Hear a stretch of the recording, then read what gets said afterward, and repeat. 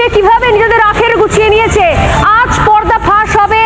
রিপাবলিকের হাতে 5 মির্জাফরের গোপন ধন সম্পত্তির এক্সক্লুসিভ তথ্য।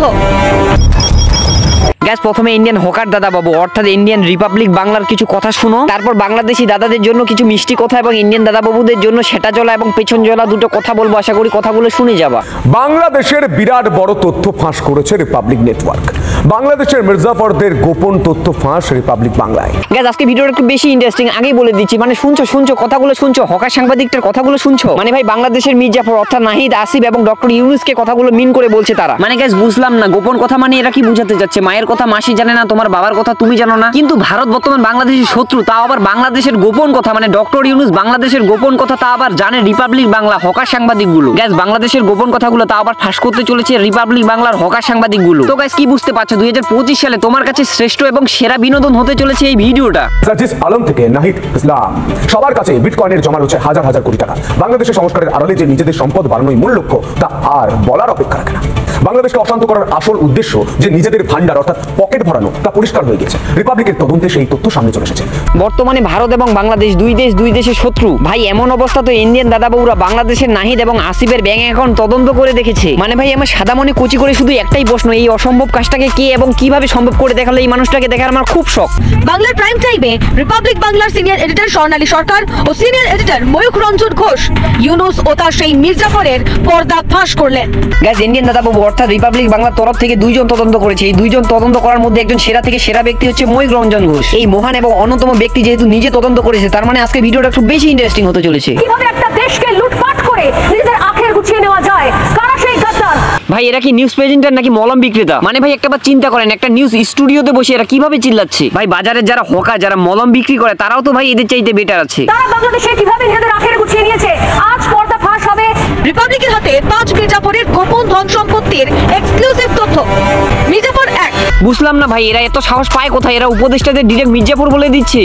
মির্জাফর 2 নাহিদ ইসলাম, বিটকয়েন রয়েছে 204.64 টাকায়, যার পরিমাণ 2500 কোটি।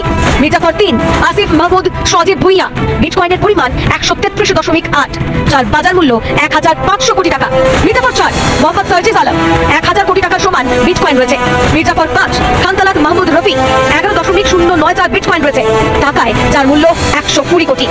ভাই আপনারা হয়তো রিপাবলিক বাংলার তথ্য অনুযায়ী নাহিদ আসিফের ব্যাংক ব্যালেন্স এবং তাদের বিটকয়েনের টাকা সবকিছু মিলিয়ে আপনারা হয়তো বিশ্বাস করেই ফেলেছেন একটা নিউজ স্টুডিও থেকে এরকম যেহেতু একটা তথ্য উঠে এসেছে, তার মানে রিপাবলিক বাংলা যা কথাগুলো বলছে এবং বাংলাদেশের বিরুদ্ধে যতগুলো কথা বলেছে সবগুলোই সত্য কথা। তো ভাই শুধুমাত্র আপনাদের উদ্দেশ্যেই বলতে চাই, ওয়েট ব্রাদার ওয়েট, আপনাদের জন্য আমি অনেক কষ্ট এবং খোঁজাখুঁজির পর আমি একটা ভিডিও সংগ্রহ করেছি। আশা করি এই ভিডিওটা দেখলে রিপাবলিক বাংলার উপরে আপনাদের যে বিশ্বাস এবং আস্থা ছিল সবকিছুই হারিয়ে যাবে। থালায় এক মুঠো ভাত 20 গ্রাম ভাত হবে, 20 গ্রাম চালের ভাত আছে, সেদ্ধ আলু আছে, কাঁচা লঙ্কা এবং নুন।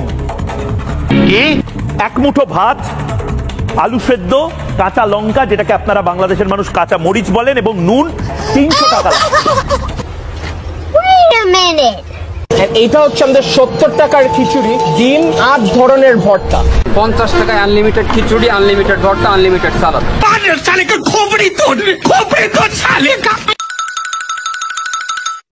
বিরিয়ানি 300 টাকার কমে পাওয়া যায় কলকাতা শহরে। বাংলাদেশে 70 টাকায় গরুর মাংসের কাচ্চি।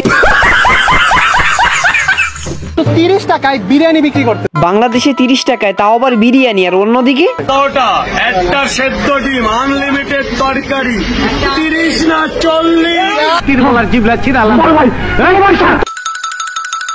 মানে ভাই বুঝলাম না এটা কি সাংবাদিক নাকি পাগলা চোদা? মানে ভাই শুধুমাত্র ইউটিউব চ্যানেলে ভিউয়ের জন্য মানুষ কতটা নিচে নামতে পারে। ভাই কিছুদিন আগে ইন্ডিয়া এবং বাংলাদেশ সীমান্তে ইন্ডিয়া অযৌক্তিক ভাবে তাদের এলাকায় বেড়া দিচ্ছিল, যেটা বাংলাদেশ এবং ইন্ডিয়ার মধ্যে এটা কথা ছিল না। মানে ভারত এবং বাংলাদেশ এই মাঝখানে যে সীমান্তটা আছে সেখানে বেড়া দেওয়া একবারে নিষেধ ছিল। তারপরও জোর করে ইন্ডিয়ান বিএসএফ সেখানে বেড়া দিতে গিয়েছিল, কিন্তু সেখানে বাংলাদেশি দাদারা এবং বাংলাদেশের বর্ডার গার্ড সেখানে বাধা দিয়ে দেয়। তখন রিপাবলিক বাংলা নিউজ চ্যানেল বাংলাদেশে এক দাদাকে নিয়ে ভিডিও কনফারেন্সের মাধ্যমে লাইভ টক শো এর মাধ্যমে তাকে জিজ্ঞেস করা হয় বাংলাদেশি বর্ডার গার্ড এবং বাংলাদেশি দাদারা যে তাদের সীমান্তে বেড়া দেওয়া থামিয়ে দিয়েছিল এই বিষয়ে কিছু কথা বলতে বলে এবং রীতিমতো তারা বাংলাদেশকে নিয়ে কুটো কথা বলে এবং বাংলাদেশকে ছোট করে কথা বলে। তারপর আমাদের বাংলাদেশি দাদা তাদের লাইভ কনফারেন্সে এমনভাবে ধুয়ে দেয় যেটা দেখার মতো ছিল। আপনাদের 2 জন বন্দী হয়েছে, আমাদের একজনের বন্দী হয় নাই।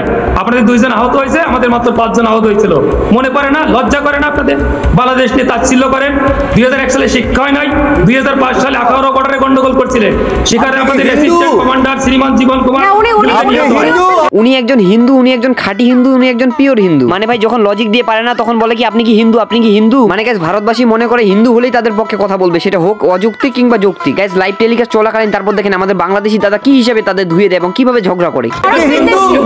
আপনি একজন হিন্দু, আমার সন্দেহ আছে আপনি নাম বাড়িয়ে বসেছেন। বাংলাদেশে কত বড় কারণে কি নাই? বিমল বাবু যে বললেন 2001 থেকে 2005 পেছন থেকে বিবেকানন্দ